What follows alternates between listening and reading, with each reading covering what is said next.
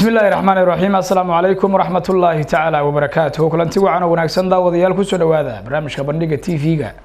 xiligan kale ayaad ka daawataan telefishinka qaranka Soomaaliya hadii Allah uu wada ogolaadana daawadayaal barnaamijka waxaan uga hadli doonaa dhawanahan dhalinyaro Soomaaliyeed oo isxilqaamay ayaa waxa ay ku hawlanayeen sidii ay uga qayb qaadan lahaayeen soo celinta bilicda magaalada caasimadda Muqdisho iyadoo dhalinyaradu marka ay geedo ubaxyaha ku beereen qaar kamid ah wadooyinka magaalada tan Muqdisho iyadoo arintaasi ay muujinaysid dadaal ay dhalinyaradu markaasi ku bixinayaan in magaalada caasimadda ay la jaan qaado caasimadaha adduunka ee bilicdeedu aad u sareyso haddaba maxamed xasan waa maxamed xuseen xasan waa gudoomiyaha dhalinyarada ubaxa caasimadda oo iyagu markaasi hawshan ku hawlanaa dhawanahan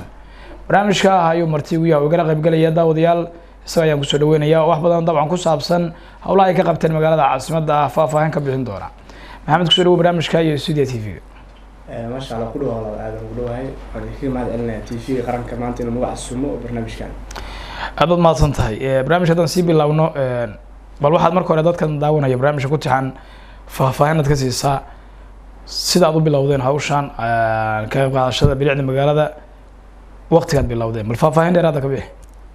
الحمد لله ونهارت السنة كان هذا الوجود الجو هذا السيلة معنا يا لو كنا لحية تلمكا سداح تلمكا جون shaqada aan qabanayna waxaan ku bilaabnay qaab oo isxilqaan dhalinyaro ah waya anaga ayaa soo xilqaanay waxaan isku xilqaanay in anaga aan doorkeena ka dhalinyaro ahaan inaan ka qayb qaadano maadaama wadankii uu dib u kabasho ku jiro oo 25 sano burbur colaadeed soo galay sidaas daraadeed anaga intaas ka duulayna ayaa waxaan u istaagnay in anaga bilicda ka shaqeyno maadaama aan dhalinyaro aan nahay wadankeena aan ku darsano wax hadda aan qabanaynana waa shaqo dan guud ah ama waxa la yiraahdaa public service hawshaas aan hayna waxa uu haynaa qarankeena iyo wadankeena diilaan goorma bilowday hawshan waxaan bilaabnay 13 June 2016 ka bilaabay hay iya idinku dhiirigeliyay barnaamijkan markaa horta anaga is-abaabul marka koowaad is-abaabul dhalinyaro aan ku bilaabnay isxilqaankan wuxuu ahaa in aan marka koowaad contributions ka soo qaadno ama wax iska soo aruurino waya muddo inta aan shaqada bilaabin ka hor ayaan waxaan go'aansanay shaqadii aan ku wadi lahayn inaan soo aruurino maadaama dhalinyaro aan nahay lacag aan soo aruursanay lacagta aan soo aruursanay shaqadii ku bilaabnay ilaa hadda anaga gacanta ku hayno wax hadda dad goonina caawiyay ma jiraan ama hadii ahaan lahayn hay'ado caalami ah ama shacabka intiisa badan cid hadda caawisa ma jiraan marka laga reebo in marka shaqada aan qabanayno kale waxyo kale lagu soo deeqo iyo waxyaabo noocyadaas laakiin wax si toos ah gacanta noogu haayo oo support gareeya dhalinyarada ubaxa caasimadda ma jiraan ilaa hadda hawshaad qabateen intaad barnaamijkan ku jirteen laga soo bilaabo bishii June hawshaad qabateen inta ay la eg tahay bal sharaxaad ka bixi horta hawsha aan hadda hayno face-ka koowaad oo dhowr face aan u qaybinay shaqo markii la qabanayo waxay fiican tahay in la kala qaado hadii la yiraahdo waxaan waa la qabanaa oo si taargada in lahayn wax amaana problemkeeda adiga wajiga koowaad waxaan ugu talagalnay inaan shaqada aan qabano laga soo bilaabo tiyaatarka ama ex xawataako iskuiska hooyooyinka ilaa number 4 inaan marka koowaad aan qabano face-ka koowaad waya waxa ku taala ilaa iyo 100 meelood oo loogu talagalay in flowerska ama ubaxyada lagu beero oo darjiinkii ubaxa loogu talagalay alaamiga dhexdiisa ah 100 meelood ku taalo 100kaas meelood aan geedo ku beerno ubax ku beerno aan ku talagalnay face-ka koowaad hadda waxaan maraynaa waxaan ka bilaabnay rinjigii waxaan ka soo bilaabnay iskuiska xawataako ilaa dabkan geeyna 1 kilometer bar waan umaleynaa exactly qiyaas ahaan ubaxyada waxaan ka bilaabnay madaxtooyo ilaa dabkan waa geeyna hadda marka 100kii meelood waxaan hadda aan ku fargareynay 45 meelood ayaan ubaxyada ku beernay wayahay inta kale maxaa ku dhacay maadaama aad ugu tala gasheen wajiga koobaad inaad inta qabataan macnaha shaqadii wajiga koobaad managa dhamaan waa wadnaa laakiin shaqada marka anaga aan wadno waxaan ku wadno waa jeebkeena cid hadda kooniyona taakulaysa ma jirto haddii aan u heli lahayn dhaqaale fiican waxaan geyn lahayn meel fiican waa geyn lahayn waxaan is leenahay mar hore dhamayn lahayd ilaa number 4 ilaa xawtaako laakiin maadaama waxa anaga jeebkeena ay ka socdaan waxa tabarteena yana wada marka qaabka shaqada aan ku wadno waa qaab isxilqaan anaga waliba shaqada hayna shabaqiya waxaa jiro adag oo lacag qiimaheedu sareyso aan ka soo sameeyay maadaama magaalada ay xoolo ku nool yihiin oo magaalada aysan xoolo la'aan aysan ahayn geedka meesha lagu dhex beeraano oo muxuu ahay xoolo ay cunayaan sidaas daraadeed marka anoo taas ka duuleyno shabaqa qiimo adag oo aan ka soo bixinaa marka maadaama dhaqaalaheennina oo yar yahay ayaa shaqadeennuna intaas aan hadda aan wadnaa insha Allah waxaan rajaynaynaa bishan inta ka dhiman inaan dhamaystiro doono ilaa number 4 hadii ilaahay way maxamed ubaxyada iyo geedaha aad ku beereysaan wadooyinka aad wada doonaysaa bilicda uga qayb qaadataan dabcan qaab kamid ah waad samayseen dabcan waan aragnay yaa idin siiya geedaha aad tallaalaysan iyo ubaxyada ma cid idinku deeqdaa jirta mase idinka ayaa soo raadiya halkee laga keenaa ubaxyada horta waxaa laga keenaa laba nooc u sameynaa geedaha aan meesha ku beerayno waxaa la yidhaha transplantia jiro oo geedka inta laga soo jira geed laantiis la beero markii lasoo beero lasoo bacrimiyo uu soo noolaado caleyn soo yeesho kadib haddana inaan laamiga keeno qayb kamidna caadiya loo soo iibiyaa waxaan kasoo iibinaa afgoy aan u dirnaa dad beeraleyda ah aan lacag u dirnaa kadib geedihii oo xoogaa weyn oo mitir camal gaara ama nus mitir ay noo keenaan marka wax hadda si toosa sidaan hore kugu sheegay oo dhaqaalo nagu bixinayo oo naga support garanaya ma jiraan laakiin annagoo taas ka duuleyno rabnana shaqadeena inay socoto ayaa waxaan go-aansan horta markooda inaan shaqada aan sameyno waxaan aaminsanaha dadkeena inay dhaqaalo ku bixinaya laakiin annaga ayaa waxaa go-aankeena kooda wuxuu yahay muddo 5 bilood ah ayaa waxaan qorsheynay inaan dadka waxba la weydiin waayo marka shaqa la qabanayo waxaa imaanaya caqabado fara badan howlo badan marka in shaqadii annagoo hayna ay caqabad nagu timaado oo aan hantidii dadkii aan kasoo qaadno wadadii aan gelino hadhow waxay nagu keeni kartaa image xumo iyo problem oo dhanka shaqadeena ah saas daraadeed hadda ilaa hadda annaga hawshaas wadnay bishan gudaheedan haddii ilaahay si toos aan waxaan rabnaa inaan usoo bandhigno habkii dadku ay lacagta ku bixin lahaayeen hawshan caqabad lahayn haddii ilaahay waayahay ilaa hadda cid idinku dhiirigelinaysa oo hawshaad qabateen way wanaagsan tahay idin dhehayso oo madax ma ahaato ama dad kale bulshada magac kule ha ahaato ama bulshadii laftirkeeda ha ahaato ma jiraan si fiican aad iyo aad horta bulshadeena Soomaaliyeed aad ugu mahadcelinaynaa waxaan aaminsanahay haddii dhiirigelintooda iyo muxuu ah waxa aan haynay in wax wanaagsan ay yihiin bas na tusi lahayn shaqada ma aanan qaban lahayn waxaa jirta shacabka dhammaantiis qof walba oo muwaadin Soomaaliyeed ah ay muqdisho ku nool ama wadanka dibadiisa jooga shaqada aan qaban aad u bogaadiyay dhanka madaxda qaranka waxa waa madaxweynaha qaranka kale aad buu noo bogaadiyay wuxuuna waliba naga ballan qaaday haddii uu fursad u helo in shaqadan uu nala qabyo tiri doono oo qaybtiisa ka qaadan doono mar aan barnaamijkooda kulannay sidoo kale waxaa aad noo dhiirigeliyay gudoomiyaha gobolka Banaadir oo kale oo mar walba shaqada aan qabanno muxuu ah qiimaheeda soo bandhiga waayo waxa aan qabanaysa xitaa aan laga hadlin oo madaxda qaranka iska hadlin waxa cadaanaysa in aan wixii aysan wax wanaagsanayn laakiin shaqadeena inay wanaagsantahay waxaan tusahay dadkeena iyo madaxda qaranka intaba qof walba waxa aan hayno lagu bogaadiyaa bogaadintaasna waxay keenaysaa inaan dhiirigelin aan sii wadno oo aan aaminsanahay in dadkeena wax u hayno haddii marka laga aamusi lahaa oo aan la dhiirigelin lahayn oo aan la dhihi lahayn hawshiina wada waa fiican tihiin waxaa imaan lahayd inaan xoogaa ka niisdhahan war dadkiina ma idin oga shaqada ah haysaan marka maasha Allah waxa waaye dadkeena bogaadin fiican ku haysana dhexdooda gudoomiyaha gobolka maadaama gobolkii uu madaxda ka ahay meesha la qurxinayo oo la doonayo bilicdiisa soo laabato ay tahay oo ka shaqeynaysaan ma ku raadeen geedihii la talaali lahaa weeraankeen maya kuma aanan dhihin laakiin gudoomiyaha diyaar uu yahay hal arrin jirto oo inta badan organizationada ama ururada baabi'isa organizationka haddii marka koowaad oo la soo dhiso oo dadka ku bilaabo lacag la keeno qof walba oo wax weydiiyo waxa imaanaysa in uu nuxur beelo bini aadamkuna wax ay bixiyaan lacagta dhib badan marka saas darteed aan taas ka duuleyna ayaana dadku wax weydiinay qofku ilaa isaga uu xilqaamo ana xilqaana wadnaa way jiraan hadda soo xilqaamo dad waxa jira hadda na contribution gareeysan badnaanin waxa ay nasiyaan laakiin ilaa hadda wax si toos ah u weydiino ma jirto laakiin qorsheena wuxuu yahay in bishan hadda December gudaheeda adiga ilaa 25 December ama inta hadda xoogaa inkastoo culeysyo iska jiraan oo wadanka doorashooyin uu ku jiro inaan si toos u bilaabno sanadka cusub in dadku ay contribution ay bixiyaan oo wadanka caawiyo shaqada lahaay waayo Maxamed ilaa hadda geedaha aad inta waqtiga hawsha aad wadeen aad talaasheen ee aad wadooyinka ku bixiseen shaqada qabateen intee leeyihiin geedaha talaasheen hadda geedaha aan talaalnay waxa weeyaan 96 geeda hadda beernay 96 geeda hadda aan ku beernay inta shaqada aan hayno almost geedaha laga rabo inaan beerno waxa waaye 900 geed aan rabnaa inaan beerno haddii Ilaahay idmo haddana 96 geeda marna waa dareemi kartaa inta u dhaxayso farqiga u dhaxeeyo waa dareemi kartaa marka geedaas aan talaalayno waxay u baahan yihiin talaalka kaliya markii laga tago geedkii meesha lagu talaalo shaqo u baahan yahay waxa la yiraahdaa maintenance ay jiro ama joogteyn geedka sida bini aadamku nool iyo kale u nool yahay wuxuu u baahan yahay in la joogteeyo wuxuu u baahan in la dhaqaaleeyo wuxuu u baahan yahay in la nafaqeeyo wuxuu u baahan in la falo u baahan yahay intaas shaqo haddaan loo qabanin waxa imaanaysa geedka ma noolaanayo wuxuu u baahan yahay biyo inuu helo shaqadaas waxa way anagana sugaysa ayadoo laftirkeeda waxay tahay shaqo kale oo tii lahaay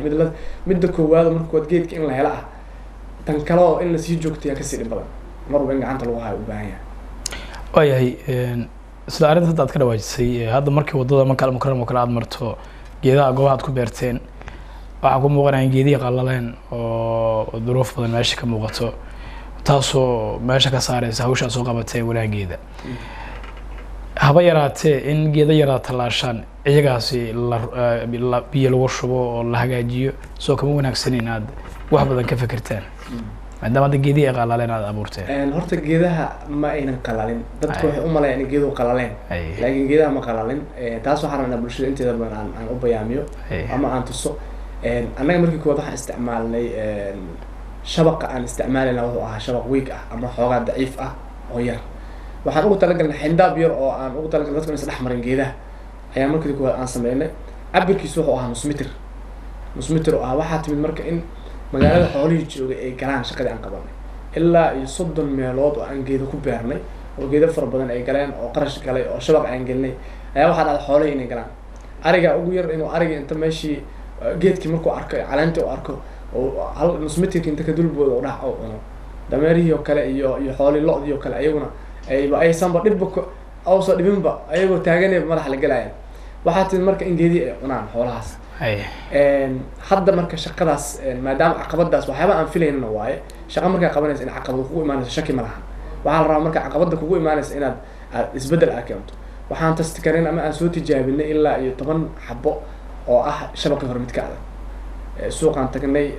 haskubaageedan oo meelaha laga guuro kale laga keenay iyo shabaqyo noocaas soo sameeyay oo bir aan ka sameynay kii hore xoogaa maadaama uu jiro asana waa sameeyay 10 xabaan sameeyay 10 xabaad tastiga aan ku sameeyay hotel weeli ilaa iyo sayidka aan ku sameeyay geedooda aad u baxeen waa weynaadeen maanta marka qof walba uu marayo caadi u arki karaa xoolaha ma gali karaan marka loo ma gali karto ar ma gali karo marka waxay keeneen in aan fahano caqabadiina haystay oo maadaama shaqadii aan qabanaysa caqabad kugu imaanayso caqabad walbana xalay leedahay marka halkeeda hadda waa keen hadda waxaan dib marka u bedelnaa week kasta 2 xabo 3 xabo soo sameynaa waayo dhaqaalahoodii aanan haynin marka 2 xabo 3 xabo wixii aan helna soo sameynaa waxaan bedelnaa marka wixii hore hadda waxaan soo bedel almost ilaa waxaan bedelnaa 15 meelood aan bedelnaa hadda waxaan noo dhiman 13 meelood madaxtooyada ilaa masaajidka isbaahaysi intaas 13 xabo noo dhiman ayagana inaan bedelnaa rabnaa ilaahay waayahay xoolaha inay cunayaan aad ka dhawaajisay geedii oo hadda adinkoo ka dadaalaya arrintaasi aad biro aad ku wareejiseen geedku markuu baxo dabcan biruhu kuma sii jiri doonaan xoolihina magaalada waa joogaan waa ka fikirteen caqabadaas waa ka fikirnay adhow maxaa dhacay caqabadaas waa ka fikirnay horta marka koowaad geedkan hadduu xoogaysto oo geed xoogan noqdo sida 6 bilood ama 4 bilood oo jiro oo geedku baxo waxaa la sameyn doonaa ilaa mitir camal wixii ka sareeya ayuu geedku ka bixi doonaa inta hoose waa geedku waxa waa caleenta waa laga jari doonaa shabaquna wuxuu u noqonaa mar walba xeyndaab laakiin qiimihii geedku uu lahaa shabaqu ma qarinaayo oo muuqana marka waxaa jirta anaga laftirkeena in aan shaqada baahin aan ku sameyn ilaa 40 dhalinyaro ah ayaa hadda ubax caasimada walow markii koowaad ay dadka ay yaraayeen 40 dhalinyaro hadda marayna in ay shaqada ay qabtaan group waxaa jira aan ugu talagalno oo leeyahay awareness ama wacyigelinta groupkaas wacyigelinta waxaan ugu talagalnay marka shaqo waxay qabanayaan wacyigelin ah waxaan rajaynaynaa haddii ilaahay idmo oo aan magaalada muqdisho iyo gobolka intaba aan ka rajaynaynaa oo aan rabnaa inaan wacyigelintaas guud aan gaarsiino bulshadeena in magaalada muqdisho xoolaha laga yareeyo waayo magaalada muqdisho caasimad waaye xoolaha in laga yareeyo oo xoolahaas magaalada jooga waagi hore waxaa waxaa jiri baale qabad oo wax allaala wixii xoolaha magaalada lagu dhex arko waa la aruuri jiray shabaq xitaa ma geedaha lama gelin jirin wanaagaasaa jiri jiray marka taasna waxaan ka rajaynaa gobolka nagala shaqeeyo oo xoolahaas degmo kasta inta laamiga iyagu ay ka leedahay inay xoolaha laga xakameeyo aan rajaynayna dadkuna xoolaha ay xakameeyaan meesha magaalo waaye waxa waa xoolo dhaqato inay joogtana muhiim ma ahan marka xoolaha in la xakameeyo taasna waxaa insha Allah aan rajaynaynaa in gobolka uu kaalin fiican ka qaadan doono una wada qorshihiisa hadda way maxamed maxaa ka jira warar sheegaya in hadda hawshiin ay hakad ku jirto oo dhawaanahan aadnan geeda sameeynin ama aadnan beerin oo iska gaabiseen dabcan taas dadka qaar ay ku sheegeen in arrintii aad ka niyad jabteen maxaa jira waxba kama jiraan shaqada horta annaga aan qabanayno markii koowaad haddaan ku bilaabi lahayn in annagoon ka fiirsan haddaan bilaabina waa niyad jabi lahayn laakiin qorshaheena annaga mar walba aan isku dhiirigelinaa waxay tahay quusan mayno oo wax walba caqabad annaga ognahay caqabad inay imaanayso lagamana quusanaayo shaqada hakad kuma jirto hadda arbacadii dhaweyd waxaa jiray talaadadii dhaweyd waxaa timid ilaa 40 qofood geeda beertay oo shabaqii aan bedelnay masaajidka isbaahaysi hortiisa timid isniintan hadda soo socoto waxaan rajaynaynaa xataa adinku inaad noo imaataan oo shaqada ka soo qayb gashaan oo isniinta shaqaa jirto maalin walba week kasta asbuuc waxaan ugu talagalnay in dadku ay kasoo qayb qaataan dadkaasuna waxay arkayaan marka wanaagga ay shaqada socoto way dhalinyarada hawshaan ku bahowday ee qabataahi tilegtiin intaas kale maateen annaga hadda dhalinyarada shaqada haysa waxaana ilaa iyo 50 dhalinyaro ah ay hadda maraysaa shaqada 40 dhalinyaro waxaa la yiraahdaa waa golaha dhexe oo systemka shaqada guud haya 11 waxa waaye boardka waaye ama boardka dadka talada ay ka go'do oo shaqada mar walba caqabadaheedii wax walba talada iyo go'aanada qaadanaya waxa weeyaan 11 dhalinyaro ah 40 dhalinyaro marka waxa waaye afar group ay u qaybsan yihiin group kamid waxa la yiraahdaa operation team ama soo groupka shaqada oo shaqooyinka soconaya dhan ay qabanayaan waa operation 10 qof ay ka kooban yihiin group ka labaad waxa weeyaan awareness ama wacyigelin waxay ka kooban yihiin ayagoo 10 kale groupka saddexaad waxa weeyaan waxa la yiraahdaa communication and media ama media and communication oo waxay qabanayaan isku iyo warbaahintii noo qaabilsan groupkaas ayagoo waxay ka kooban yihiin 10 dhalinyaro ah groupka ugu dambeeyana waxa la yiraahdaa fundraising ama waxa weeye dakhli aruurin ama dhaqaalihii in dadka ay ka soo aruuriyaan groupkaasna asna wuxuu ka kooban yahay 10 qofood waa dareemi kartaa marka 40 dhalinyaro ah oo 11 lagu daray waa 51 dhalinyaro ah waa dareemi marka ma u baahna in la sii define karo 51 dhalinyaro ah oo muxuu magaalada Muqdisho ku nool oo habli wiilal isugu jiraan wiilal iyo gabdho isugu jiraan iyo waxaan kale oo aan organization kan u soo doonaa afarta team aan ku sheegay team kasta waxa team leader ka ah gabadha ka team leader ka ah marka shaqadan sidaasaan aan u haynaa diilaa way yaa fikirkan ah inaad isu tagtaan oo aad hawshan qabataan yaa idin fikirkan markii suuqada anagu imaaday wuxuuna iiga imaaday markii aan arkay shaqadan magaalada Muqdisho 2011 dib loogu soo laabtay ani horta wadanka banaankiisu ma aanan bixin oo wadanka ma aanan bixin xilliga burburka oo dhan wadankan joogay inta badan wadanka ku bartay jaamacadeeda waxa waaye magaalada Muqdisho ka dhameeyay waliba jaamacad aan dhameeyay waxa waaye jaamacad caafimaad aan bartay ana caafimaad bartaan waxaan go'aansaday inaan ka shaqeeyo hadana danta guud iyo environmentiga sidaas daraadeed marka wax markii kuwaad ugu dhaliyay shaqadan aan isku dayno inaan qabano wax ahayd wadanka ajnabiga yimid laamidiis waa dhisay hadda Turkiga oo kale laamiga aad iyo aad u dhisay waa u mahad celinayna mar walba markay dhiseen waxa mar walba aanday u qabanayaan meelihii loogu talagalay in bilicdi laga shaqeeyo ama nadaafadii hadday noqon lahayd ama hadday noqon lahayd sida hadda shaqada aan hayno bilic soo celintii iyo qurxintii iyo rinjiga iyo wixii qof u istaagaya malaha dadkii marka inta badan Soomaalideena iyo waxa lagu mashquulay in ajnabi qabto haddii marka ajnabi laamiga ku dhisay haddana inuu asiga ku xaqo inuu asiga ku qurxiyo inuu asiga geedka ugu talaal ceeb waay saas daraad taasna ku duulay dhowr dhalinyaro isku nimid waxaa jira ilaa 5 dhalinyaro ah oo barnaamijkan saldhig u noqotay oo la'aantooda haddii aan barnaamijkan aysan ku jiri lahayn shaqada aysan meel gaari lahayn waayo de qof kaliya wax ma qaban karo waa in la helaa dad kugu fikir ah dad ay ka guuxayso wax adiga kugu jira adoo ilaa 5 dhalinyaro ah oo barnaamijkan isku nimid waxaan go'aansanay marka shaqada inaan bilaabo annagu marka meel kala duwan ka shaqeynayna contribution isku qornay almost 6 bilood intaan shaqada aan qaban ka hor waxaan iska soo aruuray aan shaqada ku qaban waayo rinjiga iyo geedaha iyo wax walba la gelinayo waxay u baahan tahay marka koowaad in aad bilaabo haddaan aad bilaabin oo aad dad aad wax ka dhex doonto waxa imaanaysa waxa inaan xurbeelaan waa maasan tahay dabcan wadada Makal Mukarrama qayb kamid ah hadda ku bilowdeen qorshihiina ilaa meeqa wadada ugu tala gashay hawshan ka qabataan waxaan ugu talagalnay wadadan Makal Mukarrama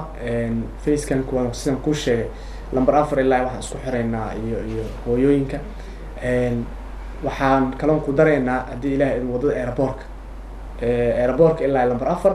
4 kadib lambar 4 ilaa ay soo baan isku xirnaa teeda kale wadada hadda airport kale waxa noo qorsheysan ilaa 1000 geed oo geedaha caadiga u waaweynaanaya oo aan flowers-ka aan ahayn inaan ku beerno waayo wadadaas hadda aad marto waa dareemi kartaa hal geed kama baxayo laami geesiisa mushbiidkiisa hal geed kuma yaalo markii la dhisay geed laguma beerin kuwii horena waxa waa la jaray marka taasna waxaan rabnaa 1000 geed inaan ku beerno oo geedaha caadiga ah wadada dhexdeeda ma ku beeraysaa geesiheeda inaan ku beerno hadii ilaahay sidoo kale ayadana waxa waaye qorshaha nagu jirta inaan 1000 geed oo kale aan ku beerno wadada bulxoobay hadda la dhisay ayadana sidoo kale inaan 1000 geed ku beerno wadada sayidka la dhisay marka wada kasta oo la dhiso inaan aan geedahaas aan ku beerno marka waxaan codsanaynaa geediyo kale waa heli karnaa oo dib ma lahaanayso geedahaas kale in marka naga caawiyo materialka kale oo hadii aan geedku xayndaab u baahan yahay intuu ka korayo oo ka weynaanayo xayndaabkaas kale in la helo oo la caawiyo annaga diyaar aan shaqadaas inaan qurxino aan wadno gacantan aan ku hayno ilaa inta meel ka gaarayso waayahay maxamed waa mahadsan tahay wadooyinka magaalada in badan oo kamid la dhisay dabcan markaad marto waad aragtaan malaynayaa carooyina dhex yaal qaarkood wasaqa dhex taala dabcan dhalinyaradu magaaladan dad ku nool aad bay u badan yihiin dhalinyaro ahaan markii la fiirsho koobi kontonkiina markii laga reebo dhalinyarada kale maxaad ugu baaqi weysa inay hawshaa qayb ka qaataan wadooyinkii maadaama la dhisay ay nadaafadooda ka qayb qaataan baaqaas maxaa ugu jeedi weyseen horta dhalinyaradu ay baaqba uma baahneenba hadda xalaya ugu dambeysay waxaa isla jooga dhalinyaro fara badan oo reer muqdisho ah oo waxqabad fiican leh waaya diyaar horta dhalinyaradu waxay u yihiin in ay shaqada ay qabtaan public service ka shaqeeya kaliya waxay u baahan yihiin hogaamin iyo in la hogaamiyo oo shaqada loogu waco hadda qorshahayna wuxuu yahay in aan howlgal yar nadaafadeed aan ka sameyno meesha la yidhaahdo baarlamaanka xarunta baarlamaanka guud ahaan in aan nadaafad aan ka sameyno oo nadaafadaas aan hogaamino insha allah waxaa noo imaan doona organizationo fara badan ururo fara badan oo jira ayaa rabaa shaqada inay noo qabtaan waan process garaynaynaa taalada sayidka agaarkeeda ilaa ay laamiga ilaa ay xarunta baarlamaanka in waxa waaye nadaafad guud taamar la sameeyo waxaana kaligeena anama qaban karno waxa madaxda dowladda laftigood waxaa la rabaa in ay waqtigooda ay usoo jaraan oo muxuu madaxda qaranku hadday ahaan lahaayeen heer muxuu ahay gobol iyo heer qaran intaba haddii aan ayaga laftigood waxaa la rabaa inay dhalinyarada dhex imaadaan oo ay ka qayb qaataan ololaha ay dhalinyaradu wado marka ololahaas guud ee soo celinta magaalada muqdisho ugu magac darna dalka haga quruxso dhan kastuu saameyna carrana waxa waaye carradan waa la dagaalami doonaa dhiiqada waa la dagaalami doonaa muqdishona waxa waaye insha allah waxaan rajayneynaa in ay Kigali sanadka 2017 inay barajeyn doonto hadii ilaahay insha allah waayahay caqabado dabcan hawl aad ka waajisay markii hawl la qabanayo caqabada idinka imaanaya daraba dhinac walba ka imaadaan ilaa caqabadaha ugu weyn oo idinka hor yimid inta hawshan wadeen horta caqabada ugu ballaaran oo inta badan qabsatay waxay tahay waxa weeyaan dhanka xoolaha oo magaalada xoolaha joogahay ay aad u fara badan yihiin haddana aysan xakameysnayn taas horta caqabada noogu ballaaran waayo oo shaqada aan qabanayno haddii hadda tusaale ahaan aan magaalada xoolaheedu xakameysnaan lahaayeen waxaa imaan lahayd 900 oo geed qiimo weyn ma joogaan waxay noqon lahayd $1800 noqon lahayd geedka ugu qiimaha badan $2 kama badna lambar 4 ilaa ay meesha la yiraahdo hooyooyinka waxaa naga geli lahayd $1800 oo ah maxaa geeda bis wax hadda marka halka meesha hadda ay ka galayso lacag ku dhow ilaa $15,000 oo shabaqa kaliya ah wuxuu wax aan la gadi karin halka bukis oo 40 mitir ah qiimihiisu waxa waaye $80 oo noogu kacaya waa dareemi kartaa culeysku uu leeyahay marka horta caqabada ku wada haysato waxa waaye in dhanka xoolaha kale in muxuu ahay caqabadaas gobolka iyo maamulka iyo bulshada reer muqdisho ay u istaagaan in la xakameeyo caqabada labaad oo haysato waxay tahay dhaqaale xumo oo dhaqaaleyn iyo jeebkeen iyo yar ayada laftigeeda waxa dadku inay muxuu ahay sida anaga isxilqaanka aan wadno in muxuu ahay dawladuna ay ayada laftigeeda isxilqaanto oo dhameystir ay sameyso hadda anagu bilaawno dhameystirkeeda waxa la rabaa in laga helo in dawladda laga helo la rabaa ay shacabka intiisaba marka isxilqaan dhalinyarada bilaawno ayaguna dhameystir ay sameeyaan oo fund resource aan helno oo qarash lagu bixiyo caqabadaha kale iska jira waxay tahay waa dareemi kartaa xaaladda lagu jiro ee guud ee wadanka ayadana si guud waxa waa caqabada kale oo si guud waxa noo qabsan kara waxyaabaha wadanka uu ku jiro kale xaaladda wadanka siyaasadda kale waa iska kana saameysaa inta badan maadaama aan dhalinyaranahay shaqada aan qabanayna wadankeena u hayno si guud laakiin saameynta guud ay haysato ummadda Soomaaliyeed oo dhanka kale caqabadaha kale caadiga ah ayadana waa iska kana hayda oo waxay noola mid tahay dadkan ula simana marka caqabadahaas way iska jiraan waayahay wax dhibaatayna oo dabcan in hawshiini caqabado ka hor imaato leedin ka hor istaago kale aad la kulanteen maya wax dhibaato aan la kulan ilaa hadda ma jiraan markii laga reebo wax ku dar laha markii laga reebo baabuurta dawladda aad si waalan laamiga u isticmaalayso kale shaqada marka aan hayno kale meelaha qaar kale anaga shaqada aan hayno dhowr shaqo waaye su'aashina weydiin jeclaan lahay kaliya muxuu ahay inaan ubax beerna ma ahayn shaqadeena dhowr waxyaaboodaan qabanaa waxaa ka mid ah waxa la yiraahdo zebra cross inaan sameeyno ama laamiga meeshii dadku ay goyn lahaayeen laamiga kale calaamadihii dadku meeshii laamiga goyn dadku xaquuq ay leeyihiin adduunka laamiga meeshii goyn lahaayeen taas zebra cross kaas marka aan sameeyno kala caqabado far badan aan kala kulanaa maxaa gaadiidka dawladda kale gaadiidka shacabka kale marka iska celino oo meesha la xir waxa laga yaabaa in wiil yar oo dhalinyaro ah Cabdibilo wada si waalan u wada inuu wadada shaqadii haayo dhax fadhiyo waliba inuu dhax maro meeshii ka shaqeynayso oo laamiga rinjiga iska dhax maro waxay noqonaysaa marka rinjiga maadaama uu qoyan la dhax maray ilaa taayirkiisa intuu sii muuqdo aan tirtirno marka waa caqabad ayadana haysato oo kala kulan dhanka gaadiidka sida waalan loo wado shabaqyada aan sameeyno kale ayada waxa waa baabuur waxa ku dhacda shacabka uu leeyahay iyo kuwa dawladdu ay leeyihiin oo kale ayaduna caqabad iska jirta waa marka waxaan codsanaynaa oo caqabadaas aan looga gudbi karaa in dawladdu ay sameyso shaqada aan hayno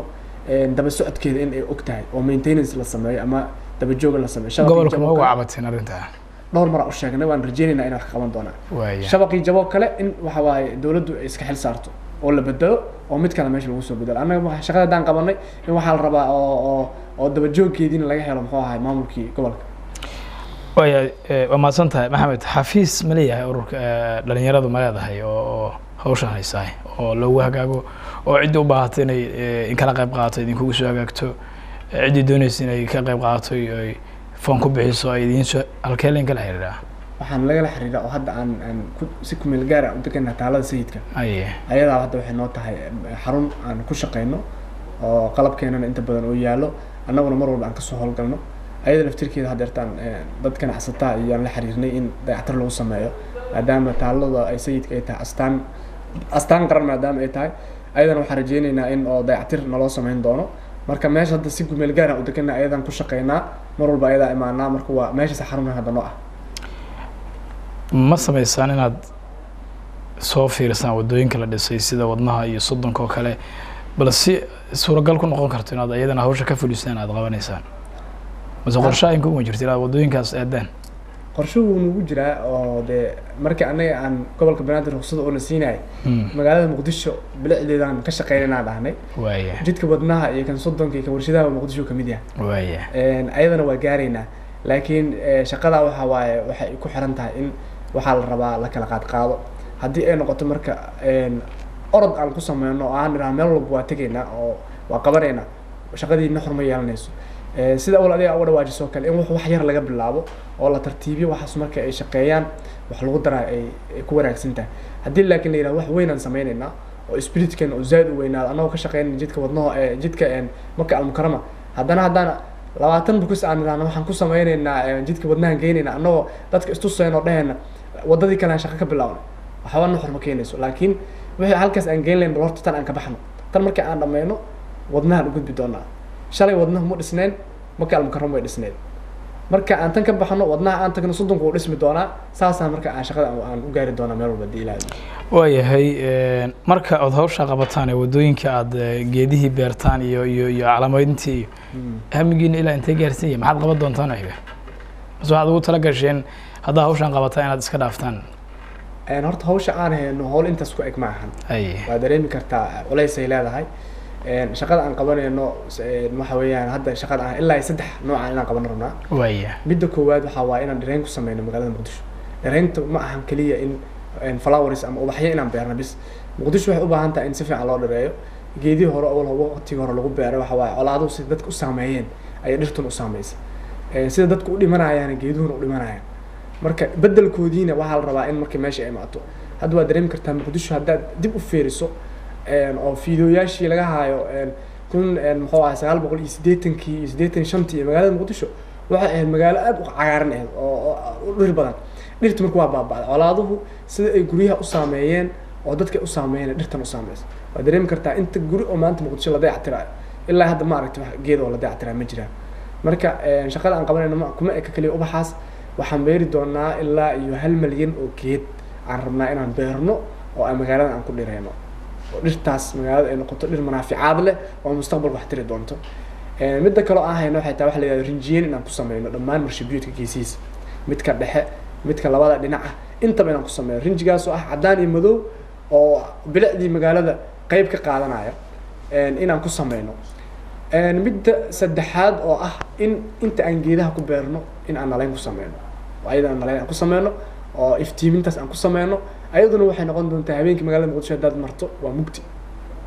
waxay noqon doontaa mid iftiimi doontaa haddii ilaahay idmo marka shaqada aan hayno sidaas u baaxad weyn tahay shaqo yar oo ku ekaanayso bilo ma ahan insha allah laakiin waxaan rabnaa in shaqadaas aan qabano markii aan qabanana miraheeda waxaan dhaxli doonaa marka waxaas waa weynaadaan oo qorxaadaan insha allah waayahay waa mahadsan tahay dhalinyarada inay hawshan isku xilqaameen oo ay hawshan qabanayaan waad noo sheegtay inaadan ilaa hadda cidna aadnan weydiinin inay ka qayb qaataan dabca waa ka dhawaajisay maadaama hadda aad sheegatay in hadda kadib aad bilaabaysaan hawshaasi ganacsatadii iyo markaan u kala qaadno dhinacii madaxdii iyo shaqadii dowladdii dhankeeda ka socotay markaan u kala qaadno ganacsadii maxaad ka rajayseen maxaad ilaa hadda ma la xiriirteen dhinacaas ganacsatada ganacsatada waa la xiriirnay waxaan la xiriirnay madaxweynaha ganacsatada ama muxuu ahaay gudoomiyaha ganacsatada gabayre waa la xiriirnay waa balansanaa insha Allah 13 December in aan kulano bishan gudaheeda waxaan ku balansanaa in aan shaqada anaga soo bandhigno anaga waxaan leenahay soo bandhigid waxay dadkuna leeyihiin wax ku bixin waliba anaga shaqada aan qabanayno hadda aan hayno ma rabna in lacagna lagu wareejiyo ma rabno oo dhaqaale inuu lacagna soo gasho ma diyaar uma nihin wax la yiraahdo material in isticmaalo ama alaabta aan ku shaqeynayno tusaale ahaan ninka ganacsadaha ee shirkadda iska leh haddii uu noo keeno 30 bukis ama 30 shabaq oo muxuu ahaay aan geedaha ku beerano ayadaa nooga fiican lacagta waxaan imaanayso wax la yiraahdo transparency hadda ilaa hadda aan lacag weydiisanayno ma jirto waxa waaye material in loo keeno waxaan rabaa inaan xuso iskuulka adult magaalada Muqdisho wuxuu balan qaaday ilaa 30 shabaq inuu keenayo waxaan inta soo wadno meeshii keenana maxaa noo samaysan fiiri wixii noo samaysnaa arkeen qofkii noo sameeyay u wacnay la heshiiyaan dhahnay waa ay heshiiyeen waxaan ka rajaynaynaa inay noo keenaan ay soo sameeyaan 30 shabaq markay keenaan media lacag ayadoo lagu wareejinayo ma arki doonaan waxay arki doonaan ayadoo biran lagu wareejinayo biraas marka meeshii galna carab dhoobeydii inaan doonay naga rabtaa shaqaale meesha ka shaqeynaya in laga shaqeeyo rabta oo carada meesha laga baxsho markuu caraq qashin ku jirto qashinka laga baxsho geedihii la keeno intaas waxa ku baxay lacag ku bixiso lacag markuu xarjeynaa ayadana inaan ka heli doono dadkeena Soomaaliyeed magaalada Muqdisho ku nool marka shaqada aan qabanayno waxaan aad u jecelnahay inuu qof naga baxsho rinjiga noo keeno qof inuu noo keeno shabaqi aan geedaha ku ilaalinayno qof noo keeno qof inuu carab dhoobeyd noo keeno qof inuu shaqaale lacagtiisa baxsho taas marka waxay keenaysaa waxa la yiraahdo iska wax u qabsada rasmi ah soo baxdo laakiin iska wax u qabsama maahan galin lacag lagu bixiyo qofka waxa la raaso wixii wada inuu ku keeno taas marka si rasmi wax u tahay iska wax u qabsada rasmiga taas waa marka sidaas aan rabnaa in dadku ay ku caawiyaan shaqadan diilaan maxamed dad waxaa jira ka qayb qaata halka adimkaad ka shaqeynaysaan bilicda iyo horumarkii magaalada caasimadda ah dad waxaa jira iyagu ku howlan in bilicdii ay halleeyaan oo tusaale in laamigii la dhisay quruxda badnaa ay wasakh u daadiyaan biyo wasakhaysan haday tahay moos iyo waxay rabaan ha ahaadaan ama ay soo dhex dhigaan laga yaabee in dhalinyaradii saagooda ahaa ee hawshan qabanayaan ama wiilashoodii ay qabanayaan aysan u jeedin wanaagooda halka ka socda meeshii la hadlaynayo dadkaasi weli ma la kulantay dad saa samaynaya midda kale maxaad leedahay ugu baaqaysaa horta dadkaas way jiraan oo meelaha qaar oo ku aragnay inay sameynayaan dadkaas cilada haysata cilada haysta waxay dadkaas wacyi gelin la'aan haysata waxaa la rabaa in isxilqaankaas dawladda laftirkeeda iyo media dawladdu inuu inta badan laga sameeyo waxa la yiraahdo dacaayada ah in dadka iyadoo la baraarujinayo kale in la sameeyo in dawladda laftirkeeda ka qayb qaadata rabnaa 10 qofood oo dhalinyarada ah oo awareness-ka ama wacyigelinta aan ugu talagalnay waxay ka shaqeyn doonaan wax walba oo ku saabsan dhanka bilicda in dadka wacyigeliyaan shaqada xitaa hadda anaga aan hayno waxyaabaha noogu yaabka badnaa oo marka shaqada anaga aan qabanayno aan la yaabno wax kamid ah dadku inta ku imaadaan waxa ku leeyihiin ruuxdiga muwaalantiin war shaqadan ah haysan dawladda hoose iska leh maxaa faraha idin galay maxaad ka rabtaan nimankan ayaga laga rabaa waxa inay qabtaan dadku waxay aaminsan yihiinba in dhulka iyo danta guud inay dawladdu leedahay waxaan ba xitaa aysan aaminsanin dawladda laftirkeeda in dadku ay leeyihiin ma aaminsan kama dhacsana dadkaas marka waxay u baahan yihiin in wacyigelin guud la sameeyo inaan hadda in badan dadku waa la qabsadeen dad badan hadda la qabsado nabogaadiyo dhamaasha Allah shaqo haysan waa fiicantiina dha ilaa wuxuu arkay inaan iska sii wadno mugta dadka qaar hata markooda u haysteen in shaqadu ay tahay wax dawladdu noo soo dirsatay oo dawladdu marka shacabka Soomaaliyeed dhamaantood waxaan ku baraarujinaa u sheegaya waxaan leenahay danta guud cid gaar ma lahan dawladdu ma lahan dawladdu waa qor isku dhiib waay qof maanta qabanaya biri waxa waaye adaa qaban doona marka waxa waaye laakiin waxaan dadka iska leh dalkan Soomaaliya iska leh dawladda aad u jeedo waxa iska leh muxuu ahaa dadka iska leh shaqaalo waay ninka dawladdu shaqeynaya maanta madaxweynaha qaranka waa shaqaale shacabkiisu shaqaalo u yahay gudoomiyaha gobolka shacabkiisu shaqaalo u yahay dadka iska leh marka hantidaas dadka iska leh dawladdu waa product dadka iska leh waa dadka Soomaaliyeed dadka Soomaaliyeed marka waxaan ka codsanaynaa in dawladdan ay la shaqeeyaan wanaaga iyo bilicda iyo quruxda ay ka shaqeeyaan ayna dhibto muxuu ahaa wasaqda iyo waxyaabaha xun salaam hadda nin baa wuxuu dhisana dabaq dhowr biyaana ah oo qurux badan hortiisa waxa waa dabaqiisa rinji qurux badan oo sameeyay hortiisa dad fiirisana wasaqa taala carra taala laamigaas hal meel kama banaana laamiga hadda u jeedid ciidda aragtay ay taala dhiiqada hal meel kama banaan dadaa leh ma fahamtay marka gurigaaga waxaan leeyahay ninkaas gurigaagu micno ma keenaayo inuu dheeraado inuu qurux badan yahay gudihiisa markii la galo inuu fiican yahay micno ma keenayso haddaan hortaada ay isqurxanayn bini aadamka waxaa laga fiiriyaa wejiga aniga hadda maanta waxaan iska fiirinaynaa marka koowaad is aragno wejigaan iska fiirinaynaa haddii markii ani maanta wejigayga uusan qurxanayn oo uusan wejigayga nadaafad aysan ka muuqan haddaan saabuun qaaliya aan kusoo qubaystay yaa og gudahayga waxa aan watay lima oga ma fahamtay haddaan shaati jaxjaxan wato oo garan qaaliya oo $1 milyan aan wato waxa waaye micno ma keenayo garankaas qaaliga qofka ma u sheega garankayga qaali waa maan leeyahay qofka marka waxay noqonaya guriga dhisanayo inta gurigaaga gudihiisa aad ku mashquul lehed waxaan ka codsanaynaa in inta asaga ku aadan oo qurxiyo oo ka qayb qaata bilicda oo leer u yeelo inuu leer u yeelo bir yar leer u sameeyo midka ku dhagan u sameeyo magaalada dhan wada waxay noqon lahayd habeenkii wada leer noqon lahayd bilicda ka qayb qaata geedka hortiisa ka baxay inuu og yahay support gareeyo lacag ku bixiyo ya gurigiisa waa inuu rinjiga ka bedelo lacag ku bixina mugtaa inuu lacag ku bixiyo taas marka waxaan u sheegaynaa dadka waxaan ku baraarujinaynaa wadadan aan ka shaqaynayno waa dan guudna dadku kala ma laha dad gaarna ma laha dadka ka wada dhexaysa marka sida ay hadda laamiga aad baabuurka marka aad wadanayso ay dadka ula wadaagayso waxaa la rabaa inaad sidaas oo kale inay aad u dareento in dadka kala dhexay aad ka qayb qaadato waya ugu dambeyntii dabcan dhalinyaradu door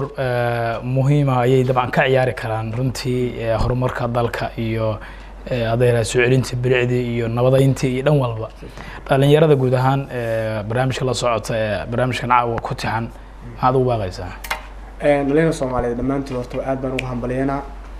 waxaan u hambalyeynayaa dhammaan dhalinyarada Soomaaliyeed waxaan ugu baaqaa marka annaga ujeedada aan ubaxa caasimadda oo aasaasnay oo aasaaskaas aan u sameeyno waxa ay tahay inaan dhowr shayba aan qabano marka koowaad inaan soo celino magac iyo sumcadda dhalinyarada oo dhan kasta laga wasaqeeyay hadday ahaan lahayd dhalinyaradii inta badan lagu tilmaamay inay wadankii ka baxeen inta badan lagu tilmaamay in ay tahriib galeen badaha ay ku baaba'ayaan ayagiyo shaqo la'aan ah ayagiyo lagu tilmaamo in muxuu ah dhinacyo badan loo isticmaalay haddii ahaan la dhan qabiil iyo dhan dagaal iyo dhan siyaasadeed inkasta meel kastaba ha noqoto magaca dhalinyarada lagu dheelay marka koowaad in dhalinyaro magacaas aan dib aan u soo celino oo la helo dhalinyaro Soomaaliyeed sida SYL oo kala ah oo macnaha kacdoon dhalinyaro oo dhanka bilicda iyo wanaaga iyo horumarinta wadanka in la helo kan labaad anaga waxaan u aasaasnay dhalinyarada waxa caasimadda waxay tahay inaan cirib tirno dhammaan waxa la yiraahdo burburkii dalka u galay inaan cirib tirno oo burburkii aan cirib tirno oo dhan kasta aan ka cirib tirno haddii ahaan lahayd waxyaabihii astaamihii colaadaha dhan inaan baabi'ino baalla jaban oo axbad ku taalo fiilo meel xun ka qalloocda dhagax muxuu ahaa meel xun laami iska dhex yaala waxaas oo dhan inaan aan baabi'ino dhalinyarada marka waxaan u baaqayaa waxaan leenahay dhalinyarada ubaxa caasimadda magaceenu siduu u yahay dhalinyarada ubaxa caasimadda qof walba oo dhalinyaro saameynay ay ku leedahay annaga ma nihin urur ma nihin ururku waa kooban yahay waxyaabo kooban nagu qabtaa waxaan rabnaa in millions dhalinyaro ay members ay kasoo noqdaan waxaan leenahay dhammaantiin nagu soo biira noo imaada naga soo mid noqda waxa waaye awooddeennaa badanaysa dad noo imaataan waxaa badan doonta inta ahayn in ka badan inaan qabano waxaan ka codsanaynaa marka dhalinyarada Soomaaliyeed dhammaantood shaqada ahayn ay nagula soo boobaan waa shaqo ayaga aan u hayno magacoodii aan ku haynaa marka magacaas waxaan rabnaa insha Allah inay nala xoojiyaan oo ay noo imaadaan shaqada ay nala qabtaan wadankana ay ka shaqeeyaan dib u dhiskiisa iyo dib u kabashada wadanka ku jiro aad iyo aad baad mahadsan tahay gudoomiyaha dhalinyarada ubaxa caasimadda Soomaaliya oo dabcan magaalada Muqdisho ka howlgalaha ayuu ahaa oo Maxamed Xuseen Xasan daawadayaal barnaamijka bandhiga TV-ga ayaan intaasi ku soo gabagabeynayaa waxaana martigu ahaa sibaad dabcan daba ka dhawaajiyay gudoomiyaha ubaxa caasimadda barnaamijkan mid lamid ah intaan dib u kulmin nabadgelyo assalaamu calaykum waraxmatullaahi wabarakaatuh.